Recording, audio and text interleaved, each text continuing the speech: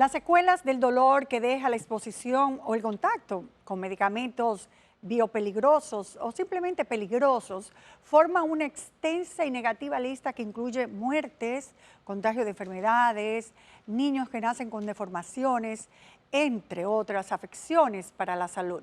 Vamos a ver esta historia que sin lugar a dudas presenta grandes desafíos para el sistema sanitario dominicano, porque la intención de este programa y de esta investigación es saber si hay ciertamente un protocolo para que eso se lleve sin afectar ni al paciente ni al servicio médico que lo tiene que aplicar.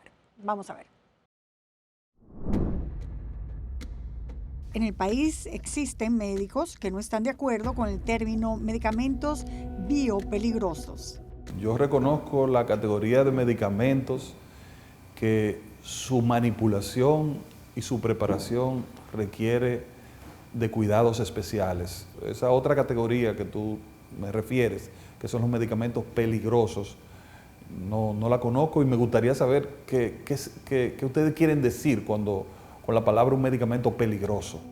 En este reportaje utilizaremos la definición de la Agencia de los Estados Unidos que se encarga de realizar investigaciones para la prevención de enfermedades, el Instituto Nacional para la Seguridad y la Salud Ocupacional, que coincide con la información que brinda la farmacéutica Karen Tamariz. Los medicamentos biopeligrosos son todos aquellos que podrían ocasionar un daño si no se manejan de forma adecuada. Hay un sinnúmero de medicamentos que están clasificados como medicamentos peligrosos, dependiendo de su grado de toxicidad. Estos fármacos se clasifican en tres grupos principales: los neoplásicos, que se utilizan contra el cáncer; los no neoplásicos, que presentan al menos una característica de peligrosidad; y el grupo 3, que están los que presentan riesgo para el proceso reproductivo y que pueden afectar en el intento de concebir. Entonces, estos medicamentos implican un esquema desde la metodología de reconstrucción y de elaboración hasta la gestión de riesgo con los residuos y con la farmacovigilancia. Si esos medicamentos suponen un peligro por su grado de toxicidad, que es tan alto para pacientes y personal que laboran en el sector salud, nos preguntamos si existe un manual o protocolo en el país para el manejo de estos fármacos, ante lo que el doctor José Ramírez nos plantea que es una tarea que está pendiente. Los manuales de nosotros son utilizados como un modelo para todo lo otro que existe, ¿entiendes? Pero la entidad por ley encargada de modular lo que son esos requerimientos es el Ministerio de Salud. El INCAR tiene un manual de 6 páginas para la aplicación y manejo de medicamentos peligrosos, donde se define cómo preparar los medicamentos, quiénes serán los encargados, los días de la semana y fines de semana. En las políticas de operación está, por ejemplo, la preparación del medicamento citostático y las precauciones que deben tomar para prevenir la exposición, qué hacer si hay un derrame, rotulación de los medicamentos y un gran etcétera. Pero la pregunta es, ¿eso es suficiente? El ministerio está en proceso de lanzar, de organizar esa área, pero definitivamente es una tarea pendiente del ministerio.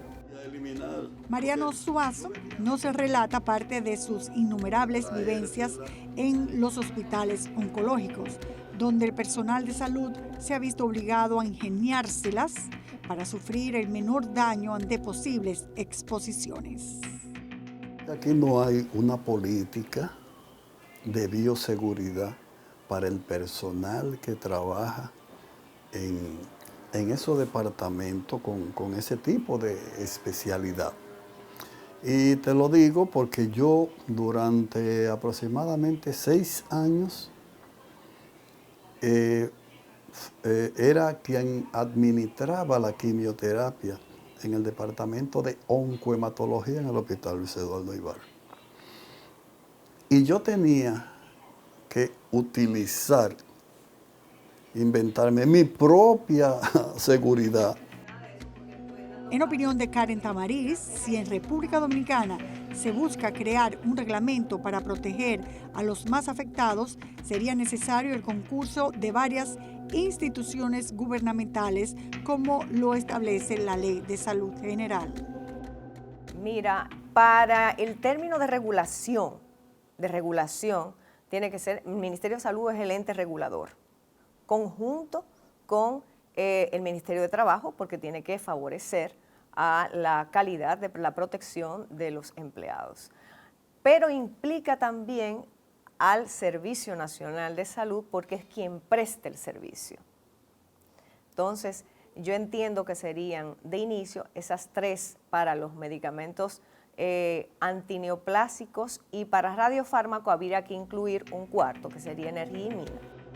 En una visita guiada por las diferentes áreas del Instituto Nacional del Cáncer, se nos permitió ver que a pesar de algunos departamentos están siendo remodelados en estos momentos, exhiben avances importantes en las unidades de quimio y radioterapia. Sin embargo, esa no es la generalidad de los hospitales oncológicos del país, como sugiere la doctora Tamariz. Para la utilización de estos medicamentos se necesitan infraestructuras especiales, como por ejemplo campana de flujo laminar, kit de extravasación, kit de derrame, entre otros adelantos. Yo hace tiempo que he visto que hay profesionales médicos sobre todo, que reconstruyen el fármaco en sala con los pacientes. Entonces, el paciente está expuesto y el profesional de la salud también está expuesto. Entonces, la paradoja, ¿por qué se mueren oncólogos de cáncer? Las fotos que se muestran en pantalla es un ejemplo de extravasación que ocurre cuando se produce un escape sanguíneo en la piel de un medicamento utilizado contra el cáncer. La doctora Tamariz nos explica cuáles son las enfermedades más comunes ante la exposición o contacto directo con algún medicamento peligroso.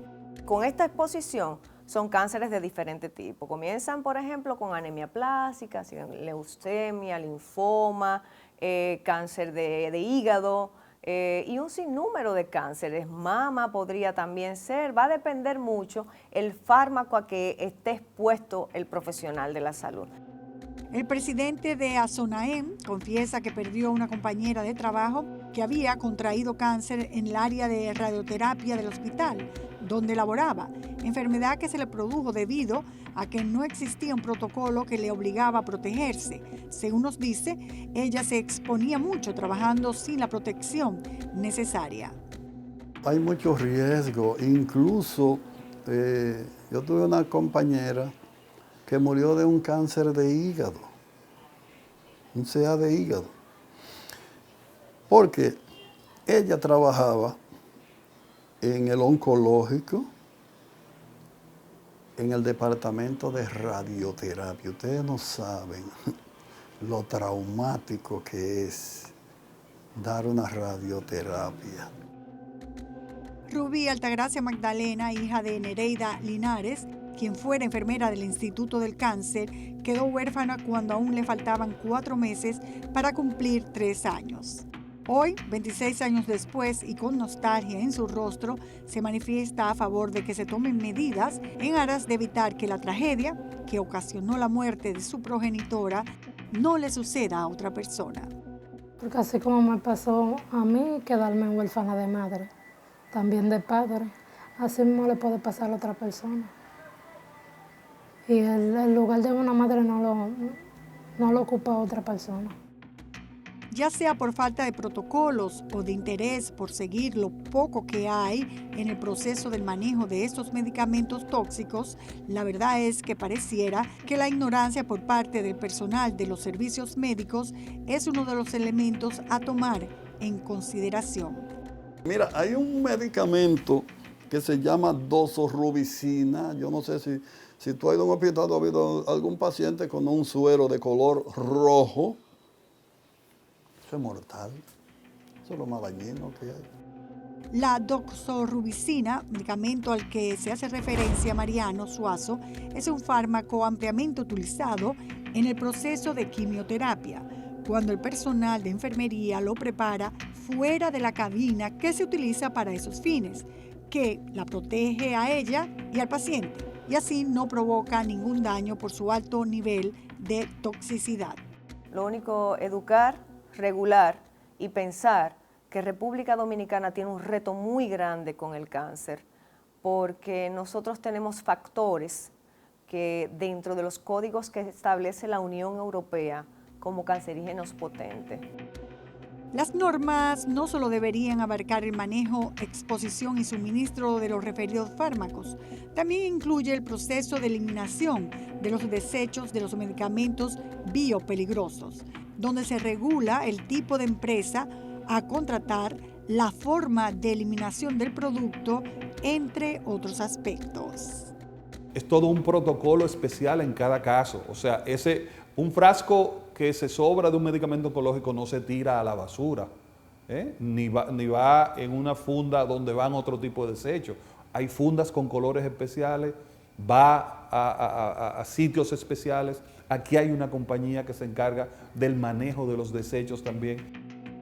Las denuncias constantes era la falta de protocolos para estos desechos de medicamentos de alto riesgo, ya que se utilizaban una caseta de incineración ubicada en la parte de atrás de hospitales, pero hubo que cerrarlas debido a que el humo iba al medio ambiente y generaba contaminación.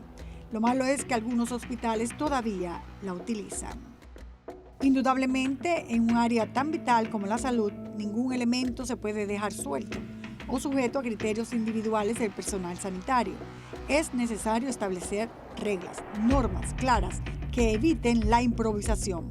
Hoy día, la cuestión no es tan compleja si tomamos en cuenta que la legislación dominicana establece con sobrada claridad cuáles son las instituciones responsables de elaborar y trazar dichos procedimientos.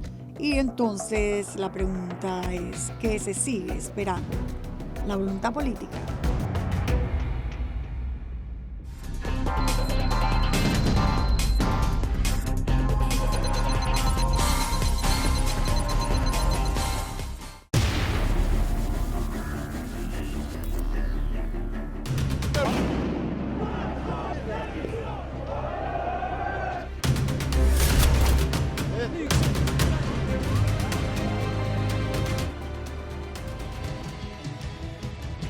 N Digital, cada minuto una verdad. El periódico con las noticias en tiempo real.